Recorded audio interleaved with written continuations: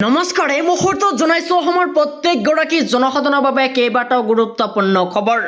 আজি হৈছে 10 জুলাই। আজি আমাৰ প্ৰথমটো গুৰুত্বপূৰ্ণ খবৰ। লোকপিয়লত এবাৰ আমি বাংলা ভাষা লিখিম, অসমীয়া ভাষা উঠাই দিম। এই মুহূৰ্তত জনাইছো ৰাজ্যবাসীৰ বাবে এক ডাঙৰ খবৰ।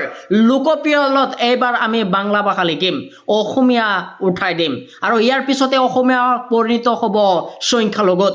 আৰু বংগীয় মুছলমানে এবাৰ লোকপিয়লত অসমীয়া ভাষা নিলিখে, অসমীয়াৰ পৰিৱৰ্তে লোকপিয়লত লিখিব বাংলা ভাষা। আৰু আমি অসমীয়া ভাষা লোকপিয়লৰ পৰা উঠাই দিম, আৰু আমি অসমীয়া ভাষা উঠাই দিম। অসমীয়া জাতিৰ সংখ্যালঘুত পৰিণত হ'ব, আৰু অসমীয়া ভাষা সংখ্যালঘুত পৰিণত হ'ব। অসমৰ মুছলমানক উচ্ছেদ কৰিব নোৱাৰিব। আৰু উচ্ছেদিতৰ বিৰোধিতাৰে এই বিস্ফোৰক মন্তব্য ABMCৰ। এই মুহূৰ্তত জনাইছো আমাৰ দ্বিতীয় নম্বৰ খবৰটো। আমাৰ দ্বিতীয় নম্বৰ খবৰটো হৈছে ডাঙৰ খবৰ। কৰবাত 3000, কৰবাত 5000 লাগে নেকি? অৰুণোদয় আঁচনিৰ নামত ঘুষ বিচাৰিছে আপোনাৰ পৰা ডাইৰেক্ট অভিযোগ দিয়ক। এই মুহূৰ্তত জনাইছো ৰাজ্যবাসীৰ বাবে এক ডাঙৰ খবৰ। ৰাজ্যৰ লাখ লাখ লোকলৈ আহি গৈছে এক ডাঙৰ খবৰ।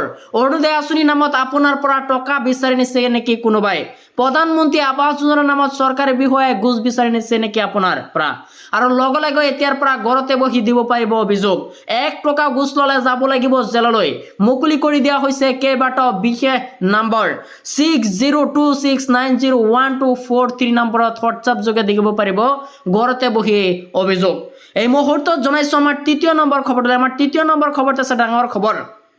1 আগষ্টত হাজাৰ হাজাৰ মুছলমানে কবাব ৰাজধানী দিল্লী। 1,40,00,000 মুছলমানে বিৰোধী উচ্ছেদ বন্ধ হ'ব লাগিব। উচ্ছেদক লৈ পুনৰ গৰজি উঠিছে অসম সংখ্যালঘু সংগ্ৰাম পৰিষদ। চৰকাৰে যি উচ্ছেদ চলাইছে সেয়া অসাংবিধানিক আৰু গণতান্ত্ৰিক। 1 আগষ্টত দিল্লীৰ যন্তৰ মন্ত্ৰ কঁপাই তুলিব হাজাৰ হাজাৰ মুছলমানে। এই উচ্ছেদ হৈছে অসমৰ 1,40,00,000 মুছলমান বিৰোধী উচ্ছেদ। এই উচ্ছেদক আমি তীব্ৰ গৰিহণা আৰু নিন্দা কৰিছো। আৰু সংস্থাপন অবিহনে চৰকাৰে অমানৱীয়ভাৱে যি উচ্ছেদ কৰিছে সেই উচ্ছেদৰ আমি তীব্ৰ বিৰোধিতা কৰি আছো। চৰকাৰে যিদৰে উচ্ছেদ কৰিছে অসমত সংখ্যালঘু লোকসকলে জীয়াই থকাটোই অপৰাধ হৈছে। আৰু চৰকাৰে কেৱল মুছলমানক বাছি বাছি উচ্ছেদ কৰা হৈছে। আৰু মুখ্যমন্ত্ৰীয়ে যিদৰে শাসন আৰম্ভ কৰিছে এয়া কোনো পধ্যেই গ্ৰহণ কৰিব নোৱাৰি। মুখ্যমন্ত্ৰীয়ে যিটো ক'ব সেইটোৱে হ'ব, সেয়া কেতিয়াও গ্ৰহণযোগ্য নহয়। যিসকলে এই পৰ্যন্ত উচ্ছেদ হ'ল তেওঁলোকে ভাৰতীয় নাগৰিক, বৈধ নাগৰিক। যদি সঁচা অৰ্থত ভাৰতীয় হয় তেওঁলোকে অন্য বস্ত্ৰ বাসস্থানৰ ব্যৱস্থা কৰিব লাগে। চৰকাৰে একপক্ষীয়ভাৱে যি সিদ্ধান্ত লৈছে এই সিদ্ধান্ত অতি শীঘ্ৰেই বন্ধ কৰিব লাগে। এই মুহূৰ্তত জনাইছো আমাৰ 4 নম্বৰ খবৰটো। আমাৰ 4 নম্বৰ খবৰটো আছে ডাঙৰ খবৰ। চৰকাৰী ঘৰৰ তালিকাত আপোনাৰ নাম আছে নে নাই মুকলি কৰিছে হেল্পলাইন নাম্বাৰ। তালিকাত নিজে নাম ভৰাব পাৰিব। এই মুহূৰ্তত জনাইছো ৰাজ্যবাসীৰ বাবে এক ডাঙৰ খবৰ। চৰকাৰী ঘৰ নোপোৱা লোকৰ বাবে আহি গৈছে এক ভাল খবৰ। তালিকাত যদি নাম অহা নাই দিব পাৰিব অভিযোগ। তালিকাত নিজেই ভৰাই ল'ব পাৰিব আপোনাৰ নিজৰ নাম। মুকলি কৰা হৈছে এতিয়াৰ পৰা হোৱাটছআপ নাম্বাৰ। হোৱাটছআপ নাম্বাৰটো হৈছে 8810389745। আৰু কেঁচা ঘৰৰ ফটো তুলি দি পঠিয়াই দিয়ক হোৱাটছআপ নম্বৰত। ফোন কৰিও ঘৰ নোপোৱা বাবে দিব পাৰিব এতিয়াৰ পৰা অভিযোগ। আৰু ফোন নম্বৰ কেইটা আপুনি ভালকে জানি লওক।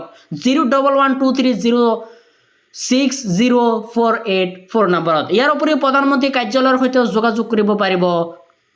এই মুহূৰ্তত জনাইছো আমাৰ 5 নম্বৰ খবৰটো। আমাৰ 5 নম্বৰ খবৰটো আছে ডাঙৰ খবৰ। উৎকট গৰমত বিদ্যুৎ নাই নেকি মুকলি কৰা হৈছে ফোন নম্বৰ। এই মুহূৰ্তত জনাইছো ৰাজ্যবাসীৰ বাবে এক ডাঙৰ খবৰ। উৎকট গৰমৰ ৰাজ্যৰ লাখ লাখ লোকৰ বাবে আহি গৈছে এক ডাঙৰ খবৰ। গৰমত আপোনাৰ অঞ্চলত বিদ্যুৎ নাই নেকি? এটা ফোন কলত লাভ কৰিব বিদ্যুৎ। মুকলি কৰা হৈছে ফোন নম্বৰ আৰু হেল্পলাইন নম্বৰ। হোৱাটছআপ নম্বৰটো হৈছে 7575999666 আৰু ফোন নম্বৰটো হৈছে 1912। বিদ্যুৎ সম্পৰ্কীয় যিকোনো অভিযোগ দিব পাৰিব এইটো নম্বৰতে।